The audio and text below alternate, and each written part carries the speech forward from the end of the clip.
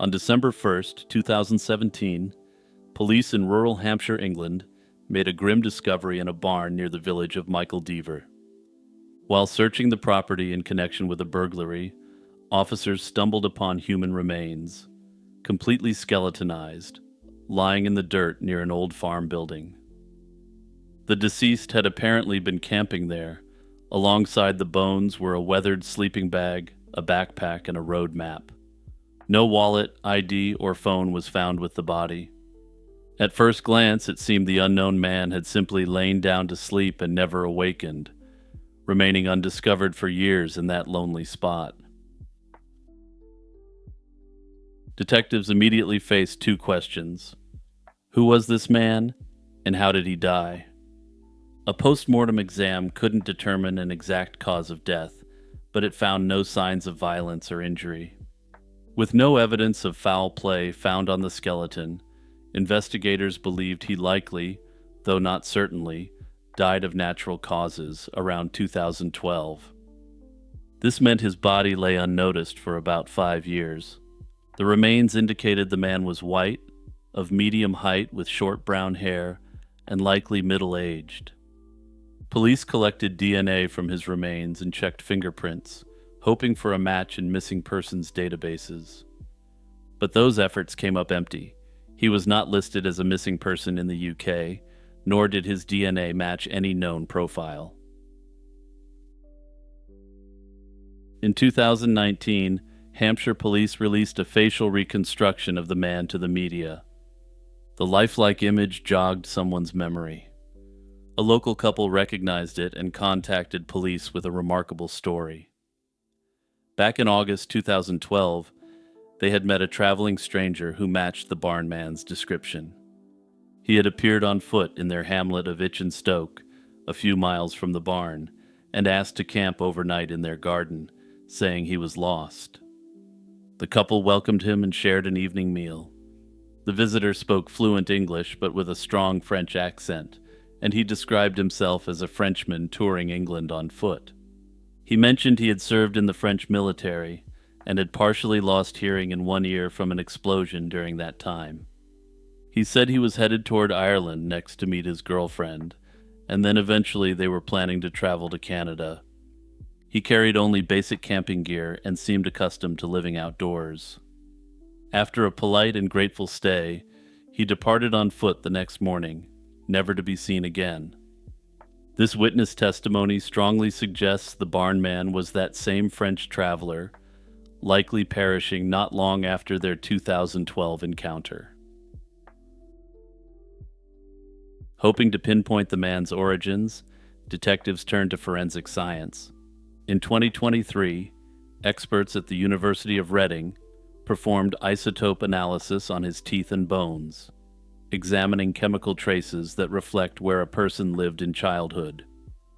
The results pointed to a childhood in southern or southeastern France, verifying that the story of the stranger from 2012 was likely correct. His bone chemistry also suggested he ate a diet rich in seafood. Armed with this evidence, New Hampshire authorities launched an international appeal in late 2023, working with the charity Locate International to publicize the case abroad. They spread the man's reconstructed image and story through media in France and neighboring regions. Police emphasized the key details: a French ex-military man in middle age who disappeared after 2012, and urged anyone who recognized this description to come forward. Over the years, various theories have swirled around the Hampshire barn man case. One straightforward idea is that he was a lone drifter, a man disillusioned or untethered in life who chose to roam and live off the grid, dying of natural causes while camping. Another possibility is that he was running from something. Perhaps he left France to escape personal troubles or even a criminal past. Investigators acknowledge this. He could have been on the run, though no evidence of any crime has turned up. If he were wanted, his DNA or fingerprints may have matched a database, which they didn't. More outlandish speculation has even linked the barn man to one very infamous missing person, Xavier Dupont de Ligonnès. While his age and potential appearance lined up, police found no evidence for such a connection and have ruled that out.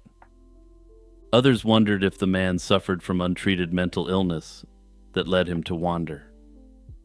The couple recalled he made some odd claims about his military service, and this behavior might hint he was troubled or not fully grounded in reality. In truth, all these theories remain speculative, and without a confirmed identity, the man's real story, his name and what brought him to that barn, remains a mystery. On the night of July 2nd, 1994, Sharon Harper, a 21-year-old mother and bartender, failed to return home after a late shift. She left the Market Cross pub in Grantham in England around midnight after finishing her shift, intending to walk to her babysitter's home to pick up her 5-month-old daughter, Sarah. The following day, Sharon's body, partially concealed in shrubs, was found at a parking lot on Earlsfield Lane in Grantham. She had been bludgeoned and strangled, and left in the overgrowth as though someone had tried to hide her. The Bedfordshire-Lincolnshire police launched an intensive investigation into Sharon Harper's slaying. Early on, they pieced together a timeline of Sharon's final hours. Witnesses came forward to report seeing a woman matching Sharon's description on the night she vanished, accompanied by an unidentified man. In fact, 2 separate sightings were logged by witnesses. A man and Sharon were seen arguing near the Archways gas station on Harlaxton Road. A similar-looking pair was spotted by a telephone booth along the same road around the time she would have been walking home. The man in both instances was described as being in his mid-30s, with long dark hair. It was late at night and visibility was poor, but these sightings gave police their first and strongest person of interest. This unknown individual, seen in a heated conversation with the victim not long before her death, became the prime suspect in the case. Curiously, despite public appeals, he never came forward to identify himself. Investigators were left to wonder, was he the perp or simply a passerby who argued with her and then parted ways? The fact that he was reportedly on foot raised doubts for some officers, who suspected the real perp must have used a car to abduct and dispose of Sharon. That hunch came from another key clue. A mystery vehicle was sighted in the area. At approximately 3:30 a.m. on July 3rd, not long after the presumed time of the slaying, a dark car was seen parked at the very construction site where Sharon's body would later be found. By the time this clue surfaced, the vehicle, described by some as possibly a dark BMW, had vanished. Police never definitively linked the unknown car to the crime, but it fueled the theory that Sharon might have been driven to the dump site instead of being accosted by someone on foot. The investigation had to consider every possibility, from a random predator roaming the streets to someone in Sharon's circle who harbored a dark secret. Her fiancé, who had been waiting for her that night and expected to start a life with her, was naturally questioned. It was even explored whether Sharon might have led a double life that put her in danger.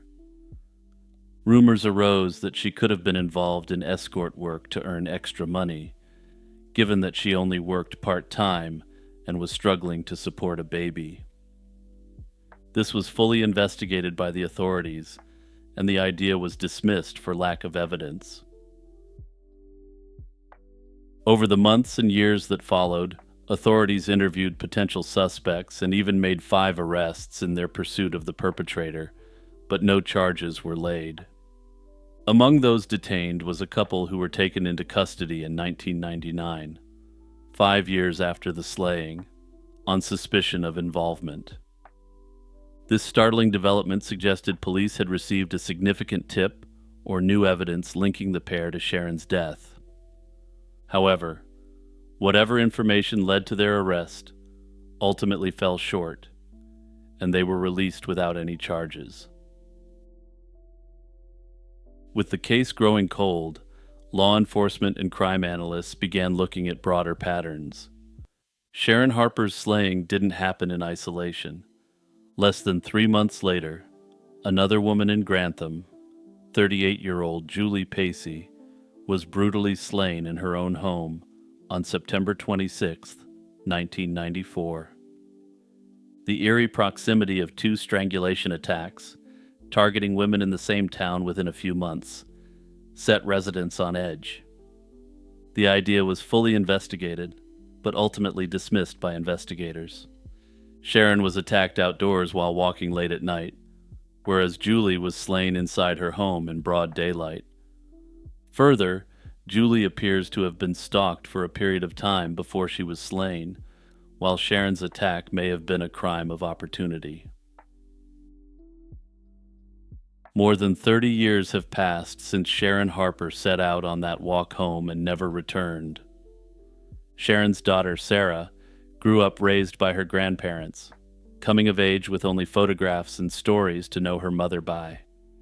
Sarah is now an adult, roughly the same age her mother was in 1994, and she's become a vocal advocate for keeping the case in the public eye.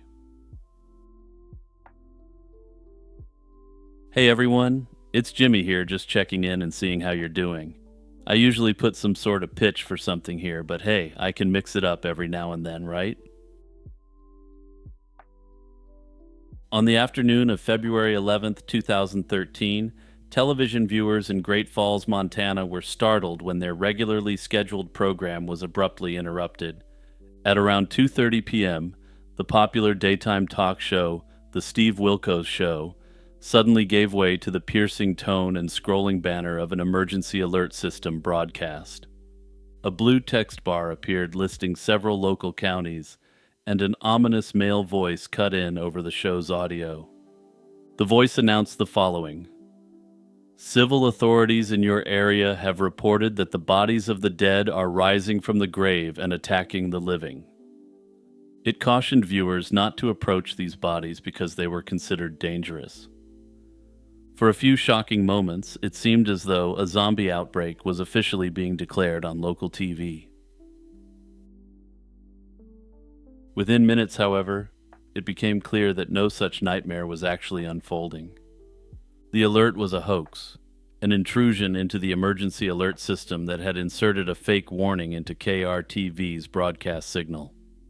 Station officials moved quickly to reassure viewers that the message was not legitimate. KRTV, a CBS affiliate, announced on its website and on air that there was no emergency, explaining that someone hacked the system to send the bogus report. The Great Falls Police Department also confirmed the false alarm. In fact, officers reported that aside from a few phone calls, nobody in town truly believed a zombie uprising was underway. Not long after the Montana incident, reports began trickling in from other parts of the country. This bizarre warning had not been confined to a single station. Later that same day, at least 3 other TV broadcasters across the United States experienced nearly identical EAS hijackings. In Michigan's Upper Peninsula, viewers of an ABC affiliate were interrupted by the same frightening message about bodies of the dead attacking the living. In La Crosse, Wisconsin, and in New Mexico, PBS stations saw their own signals briefly taken over by the hoax alert. Even a radio station in Southern California reportedly had its emergency system hacked to transmit the zombie warning. In each case, the pattern was the same: an EAS tone, a fraudulent emergency text, and the same recorded voice talking about rising dead bodies.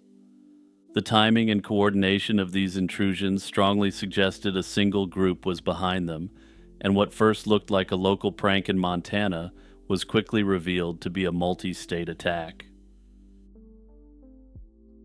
The emergency alert system is designed to break into programming for life or death information, from tornado warnings to amber alerts and national emergencies. A hacker exploiting that system could sow panic if they broadcast a more plausible false warning. For instance, had the hacker stated that a dirty bomb had gone off in the area, the panic caused would have been much more palpable than the rather silly zombie apocalypse stunt. As the zombie alert story gained national attention, officials from the FCC and the FBI joined the investigation. Ensuring the EAS couldn't be maliciously triggered became a top priority. The fact that the hoax message aired in multiple states made it clear the breach was not a local weakness, but a deliberate attack on the infrastructure of the alert system nationwide. Some speculated that it was intended as a dry run of a more widespread hijacking of the system, perhaps to spread terror or perhaps to crash financial markets. In the days that followed, a fuller picture of the EAS attack began to emerge. Investigators traced the source of the fake emergency signals and found an unexpected lead. The trail pointed overseas. Officials indicated that the cyber intrusions likely originated outside the United States, and they believed the Montana and Michigan incidents were connected. By February 12th, law enforcement had a solid idea of who might be responsible. A station manager at the Michigan affiliate stated that authorities had identified the party responsible for the attacks in Montana and Michigan. In other words, the hacker, or possibly hackers, behind the zombies had been pinpointed. The suspect's name was not immediately released to the public, but investigators were confident they had their culprit. This quick progress in the investigation was likely due to cooperation between federal agencies and the broadcasters, who eagerly shared their log files and technical data. Along with the suspect's trail came an explanation for how the breach had been accomplished. It turned out the television station's own equipment had an Achilles heel that the hackers knew how to exploit. And seriously, once you hear this, you'll understand that these guys were some real elite operators. The emergency alert system equipment used by many stations was accessible via the internet and, embarrassingly, was still secured with factory default passwords in several cases. In an urgent bulletin to all U.S. broadcasters, the FCC warned that EAS devices must be secured immediately. And just to be clear, by secured, they meant change your default password. The stations affected in the zombie incident admitted that they had never changed the default login credentials on their alert systems, essentially leaving a spare key under the doormat.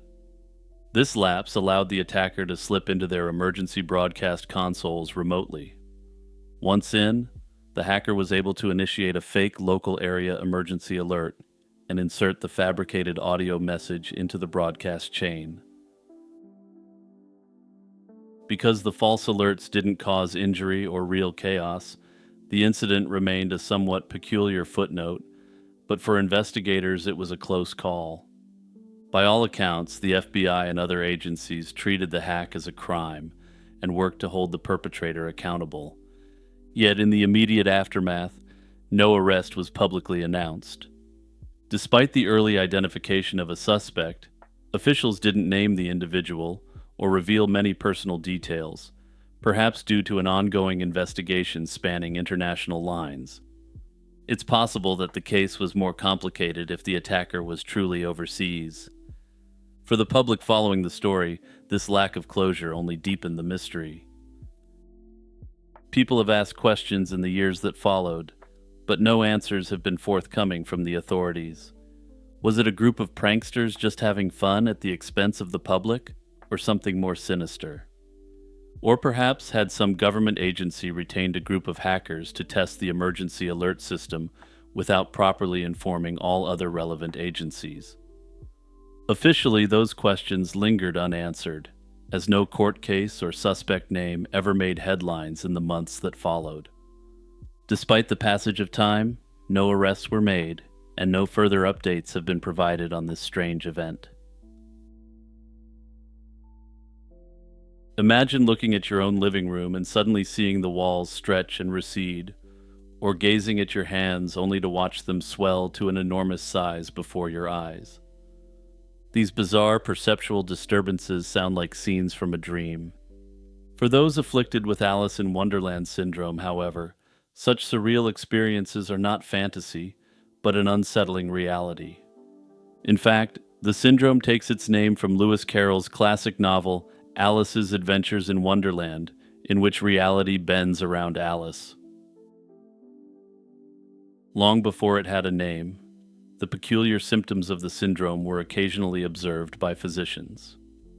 In the early 1900s, a few astute doctors noted that some patients with migraines or epilepsy experienced striking distortions of size. For example, in 1904, one American neurologist reported patients who described that everything looks bigger just before a seizure. A few years later, the famed British neurologist Sir William Gowers documented migraine patients seeing objects change in size and shape. These early clues were rare and often tucked away in medical case reports, so the phenomenon remained poorly understood. It wasn't until the mid-20th century that the syndrome truly came to light. In 1952, American neurologist Caro Lippmann published a paper describing patients who felt parts of their body were growing or shrinking during migraine attacks. Lippmann even speculated that the strange bodily changes Alice experiences in Lewis Carroll's story might have been inspired by similar migraine symptoms. For instance, Alice grows or shrinks in size, her neck stretches unnaturally, and she becomes confused about her identity due to these bizarre physical transformations. A few years later, in 1955, British psychiatrist Dr. John Todd encountered a series of patients with episodic visual and bodily distortions. Todd recognized the resemblance of their experiences to Alice's adventures and gave the condition its enduring name, Alice in Wonderland syndrome. The hallmark of the syndrome is a profound distortion in how a person perceives size, shape, time, and even their own body. These episodes can strike suddenly and typically last anywhere from a few minutes to several hours. Importantly, people experiencing it remain fully awake and alert. They know what they are seeing or feeling is bizarre, yet it appears undeniably real while it lasts. There are numerous bizarre and uncanny symptoms which people report. In some cases, objects may appear much smaller or much larger than they really are. A bedroom might seem to stretch for miles, or a car might look toy-sized. In some cases, familiar people's faces can swell or shrink in proportion. Straight lines might look slanted, as if reality itself is warping. A person may suddenly feel that parts of their own body are the wrong size or shape. They might perceive their head as enormous, or their legs as shrunken and tiny. Some individuals experience time flowing strangely during an episode. Movements around them can seem as though they're taking place in slow motion, or alternatively like a rapid blur. Likewise, sounds and voices may be distorted. A person's speech might sound slowed and deep, or unnaturally sped up, as if the listener's auditory perception is out of sync. This can make conversations or ambient noises feel eerily unreal. Some people with the syndrome might see shapes or colors warp in front of them. For instance, an ordinary face might momentarily appear grotesque, or an object might seem to elongate and then contract. These aren't hallucinations coming from nowhere, but rather distortions of things that are genuinely there. Perhaps unsurprisingly, along with visual distortions, many sufferers feel a disturbing sense of detachment.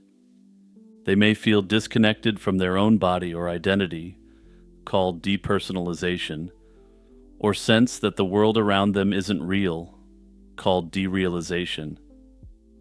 This can be frightening, as if they are trapped in a dream and can't quite shake themselves awake. One of the greatest mysteries surrounding Alice in Wonderland syndrome is what causes these extraordinary disturbances. From the beginning, doctors have observed that it's not a disease with a single clear origin, but rather a syndrome that can accompany various medical conditions. Over the years, Several primary triggers and associations have been identified, though exactly how each leads to the perceptual distortion remains under investigation. Major proposed causes and associations include migraines, epilepsy, and brain injuries. Notably, similar symptoms can happen due to other better documented mental health concerns or certain substances. However, most experts believe that these latter causes should be classified as part of their separate health concerns, not this specific syndrome. At present, scientists and medical professionals continue to explore the exact causes of this rare medical condition. Imagine trekking deep into a remote Amazon rainforest, where the dense canopy muffles sound, and every rustle could be a creature that intends to make a meal of you. Local guides whisper stories of a hulking, foul-smelling beast that prowls these shadows, a creature they call Mapinguari, described eerily like a monster from another time. The Megatherium, an enormous ground sloth, which scientists say died out over 10,000 years ago, may live on in these legends. Megatherium, whose name means giant beast, was truly a colossal animal. This prehistoric ground sloth measured up to 20 feet from nose to tail and weighed as much as an elephant. It roamed the woodlands and grasslands of South America during the Pleistocene epoch, using its huge claws to strip leaves from trees and perhaps even scavenging meat on occasion. For thousands of years, Megatherium thrived as one of the largest land mammals on Earth. Yet by the end of the last ice age, roughly 10,000 years ago, the giant ground sloth had vanished from the mainland fossil record. Scientists suspect a combination of climate change and hunting by early humans drove it to extinction. Not all of its relatives disappeared so quickly, however. Smaller ground sloths persisted on Caribbean islands, surviving until approximately 2,500 years ago, when humans are thought to have wiped out these remnants. Again, they're thought to have essentially been turned into sloth roast, so let's all take a moment to be grateful for the remaining sloths we have. Throughout the Amazon basin, indigenous communities share remarkably consistent accounts of a fearsome creature known as the Mapinguari. Virtually every tribe has a word for it, often translated as the roaring animal or the smelly beast, because of its terrifying bellow and awful stench. Descriptions of the Mapinguari vary, with some adding fantastical details. Some say it has a single eye, like a cyclops, or even a gaping mouth on its belly, but all agree on the basics. The beast is said to stand about 7 feet tall when it rears up, with long curved claws, matted fur that ranges from red to black, and a nauseating odor that precedes it. Its hide is so thick that bullets and arrows reportedly can't harm it, except for vulnerable spots around the head or belly. Seasoned hunters warn that if you ever encounter this monster, the only wise move is to climb a tree and hide. For all of its ferocity, the creature is said to either be unable to climb or to be afraid of climbing. Folklore paints the Mapinguari as more than a mere animal. It's often depicted as a guardian of the forest, punishing those who overharvest or otherwise destroy the environment. In some tellings, it was originally a human, a shaman, who angered the spirits and was cursed to live forever as a monstrous beast. These supernatural aspects mark the Mapinguari as a mythic figure, yet many elements of the legend echo the sloth. The creature's long claws, gait, and towering stance are uncannily similar to a giant ground sloth. Even the Mapinguari's famed invulnerability might be explained by paleontology. Some species of ground sloths had bony plates under their skin, which could match the lore of a bulletproof hide. Such parallels raise an intriguing question. Could the tales of the Mapinguari be exaggerated memories of real encounters with the last Megatherium? In the late 20th century, a Brazilian scientist became intrigued by these reports while conducting fieldwork in the rainforest. By the 1990s, he had collected a couple of hundred first-hand accounts from indigenous hunters and villagers who swore they'd seen the Mapinguari. These witnesses consistently described an immense, shaggy, foul-smelling animal, unlike any known species, and a few even told harrowing stories of direct encounters. One Amazon tribesman described how a Mapinguari's horrific odor overwhelmed him, causing him to faint as the creature crashed through the forest near his village. When he returned to the spot with others, they found a trail of trampled vegetation.